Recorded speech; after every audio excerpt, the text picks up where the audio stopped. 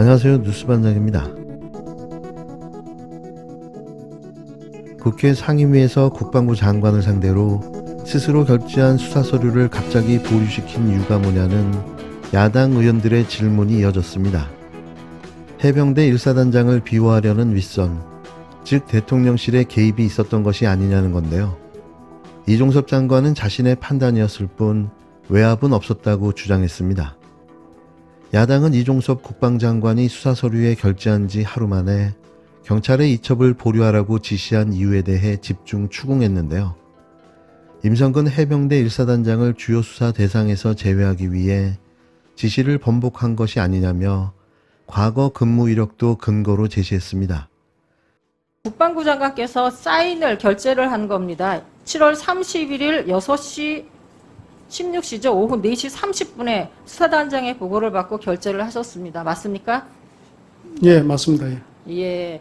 근데 이제 이게 장관님께서 인사 말씀하는 자료를 보니까 이때 보고를 받을 때 배석한 한 참모는 8명 모두 범죄 혐의자로 적시하는 것이 타당한가? 라는 문제 제기를 했다고 하는데 그럼에도 불구하고 해병대 수사단 차원의 조사라는 점을 고려해서 결재를 했다고 합니다. 보통 장관님이 결재하는 건 그만큼의 막중한 책임감이 있는 건데 이게 결재를 하고 나서 아차 싶은 거세요? 아니면은 이게 결재를 하고 나서 아니면 어디서부터 외압을 받아가지고 이걸 번복을 하신 건가요? 예, 외압은 없었다는 점을 다시 말씀드리고 그러세요? 그때 예. 20시간이 넘게 무슨 일이 있었는지 참 국민들이 궁금해합니다. 장관님을 이렇게 결재를 하고 나서 번복한 적이 있으세요? 저희도 의원님, 가끔 결재하지만 그 결재라는 게 얼마나 중요한 자신의 이름과 자리를 걸고서는 하는 결재 행위인 거예요. 그렇게 생각하지 않으세요? 의원님 그 안보실에 보냈다는 언론 설명 자료하고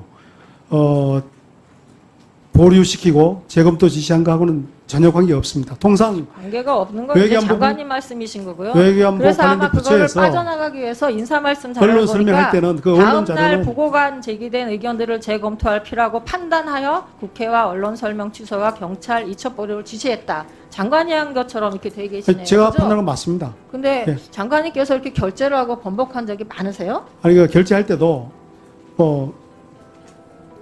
확신이 있어서 한 것은 아니었지만 다음 아니 날 확신이 없는데 장관님이 결재를 하세요. 과장이나 국장도 아니고 일무 실무자도 아닌데요. 그거 얼마나 중요한 결재인데 그거를 번복을 하세요. 그 책임감을 어떻게 하시려고요? 뭐 제가 그 변명처럼 들리실지 모르겠지만 변명하시는 거잖아요. 결재를 이것은- 하셨다는 건 여기에 대해서 일정 정도로 동의를 하시고 인정을 하시고 뭐 그런 부분은 그럴 그렇게- 수도 있다라고 예. 개연성이 있다고 인정을 하신 거잖아요. 예, 그렇죠? 그 부분은 맞습니다. 예. 근데 왜 번복을 하셨어요? 근데 너무 그 서명에 대해서- 강하다라는 외부로부터의 연락이 받으신 거 아니세요? 아닙니다. 제가 그러고 단호하게 나서 말씀드렸습니다. 법무 담당관한테 지시해서 법무관리관한테 지시해서 그럼 법리적으로 빠져나갈 구멍을 한번 찾아봐라 그렇게 하신 거 아니세요? 그런데 그런 뭐 법무관리관한테는 언제 표현을 그러면 하시는데 이게 법리적인 그 검토를 의원님 하고 말씀하신 그 지시한 거세요? 내용은 전혀 아닙니다. 그렇지 아이, 않습니다. 장관님께서는 무조건 아니라고 그러시는데 저 말 누가 아니라고 믿겠어요? 제가 드린 정황 말씀 자체가. 믿으셔도 그럼 됩니다. 30일부터 31일 오후 1시까지 무슨 일이 있었던 거예요? 이종섭 장관은 죄 없는 사람을 만들지 않기 위한 자신의 판단이었을 뿐이라고 강조했는데요. 여당은 거꾸로 외압 의혹을 제기한 박종훈 전 해병대 수사단장의 말이 달라지고 있다며 외압은 없었다고 국방부를 두둔하고 나섰습니다. 특검과 관련해서도 여야는 신경전을 이어갔는데요. 민주당은 지난 6건의 경찰 이첩 사례와 전혀 다르게 장관이 관여하는 등 여러 의혹에 대해 특검이 필요하다고 거듭 주장했습니다. 국힘당은 아직 수사기초 단계일 뿐이라며 누가 혐의가 있고 기소 대상인지 결정하는 것은 경찰과 검찰이라고 반박했는데요. 결국 해병대원 사망 사건을 재검토한 국방부 조사본부가 현장 지휘를 맡았던 대대장 2명만 과실치사 혐의를 적용해 경찰에 사건을 이첩하겠다고 발표했습니다. 외압 의혹이 일었던 사단장 등 고위 지휘관들의 혐의는 빠졌는데요. 결국 이러려고 결재한 사건 결과 보고서를 뒤집고 수사단장을 항명죄로 압박해 기소한 겁니다. 국방부 조사본부 발표는 한마디로 코미디였는데요. 사단장 등 8명 모두에게 과실치사 혐의를 적용하는 것은 과도하다는 겁니다. 최종 책임권자가 책임을 져야 하는 건 상식 아닐까요? 상명하복이라는 시스템을 갖고 있는 군대에서는 더더욱 그러할 텐데요. 모든 책임을 아랫사람들에게 떠넘기고 진짜 책임을 져야 할 지휘관은 또 법망을 피해 나갔습니다. 그렇다면 왜 이런 결과가 나온 걸까요? 해병대 수사기록을 검토한 국방부 조사본부의 판단은 달랐습니다. 해병 1사단장과 여단장 등에 대해서는 문제가 식별됐으나 일부 진술이 상반되는 등 현재 기록만으로는 혐의를 특정하기 어렵다고 밝혔는데요. 현장에 있던 간부 2명도 혐의가 빠졌습니다.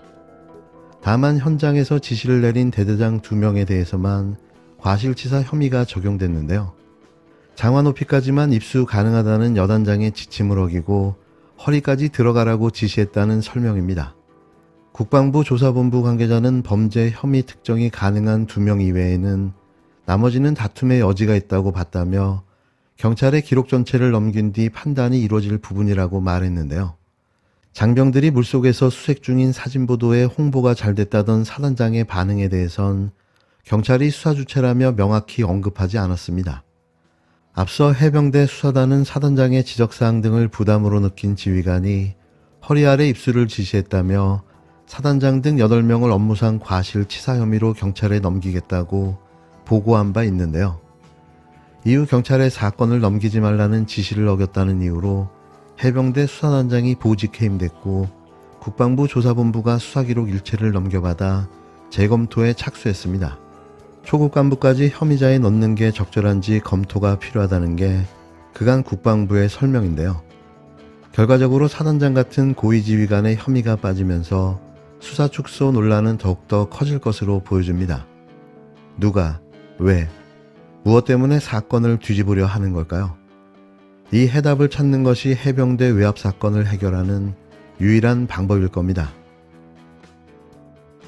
보면은 이 사건에 대한 수사보고에 대한 결재를 해병대 사령관도 하셨고 해군 참모총장도 하셨고 국방부 장관도 하셨어요. 예. 서명도 이렇게 돼 있는데 기본적으로 사건 내용을 보고받으면 사인하기 전에 아까 말씀하신 그런 이런저런 문제들을 다 논의해보고 그럼에도 불구하고 이 결론을 승인해야 되겠다라고 생각해서 결재하셨죠. 예. 그런데 어쨌든 바로 바뀌었어요. 예, 그렇습니다. 바뀌었는데 예. 이 바뀌는 과정 자체가 뭐 누가 시켰는지 뭐 외압이 아니라 내압이 있었는지 밖에서 연락이 있었는지 안에서 연락이 있었는지 뭐 위에서 연락이 있었는지 아래에서 연락이 있었는지 저는 모르겠어요. 대답하실 것 같지도 않고. 그런데 제가 한번 묻고 싶은 것은 8월 1일에 오전 오후에 각각 지시를 하고 7월 31일에 8월 1일에 또 했어요. 지시를 3번 하셨다더라고요. 이차 보류하라고. 제가 이 장면을 이렇게 상상을 해보니까 정말로 호떡집에 불났다 이런 장면이 떠오릅니다. 장관이 이거 이차 보류해라 이렇게 지시하면 뭐 진행이 되겠지요. 그런데 뭐가 그리 다급해가지고 오후에 또 하고 다음날 또 하고 그러셨습니까? 처음에 했을 때는 전화로 했고 네.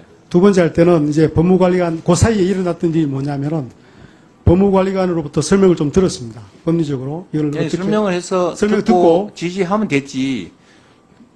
이번에는 우즈베키스탄에서 전화하셨다면서요? 그것은 해병대 우즈베키스탄 전수사단장이 어디서 전화하셨어요? 우즈베키스탄에서 전화하실 때 정확한 현장 위치가 어디였습니까? 제가 호텔로 기억하고 있습니다. 호텔에서 전화하셨어요? 예, 예. 하여튼 뭐 이첩했기 되게 때문에 거기에 대한 조치를 하기 위해서 전화했던 네, 겁니다. 대단히 다급했던 상황인 건 맞는 것 같아요. 그렇죠? 장관이 지시를 해놓고 또 다시 또 지시하고 또 확인하고 합니다. 세 번째 한 압수수색 영장을 보니까요. 예. 아주 재밌는 걸 발견했는데 압수수색 영장을 발부받으려면 범죄 사실을 특정해야 되겠죠. 예. 기본이죠. 예. 누가 언제 어디서 어떻게 무슨 죄를 지었다. 그런데 이 압수수색 영장을 보니까 이렇게 돼 있어요.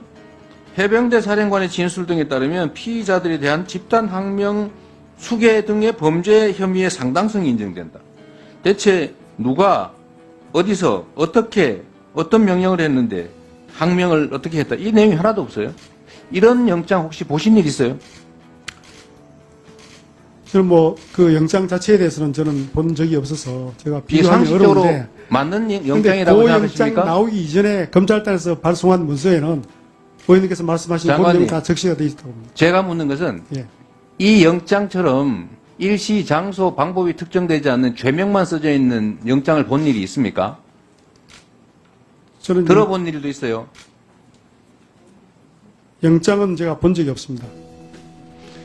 이게 상식적으로 말이 안 되는 억지 영장인데 결국은 수사단장을 어떻게든지 압박하기 위해서 엉터리 영장을 받아가지고 압수수색을 한 거 아닙니까? 쉽게 말해서 장관님에 대한 영장이 나왔는데 영장이 이렇게 돼 있어요. 누구 얘기를 들으니까 살인한 것 같다 라고 해서 압수영장을 나온 거하고 똑같아요. 대체 누가 어디서 어떻게 왜가 없다는 겁니다.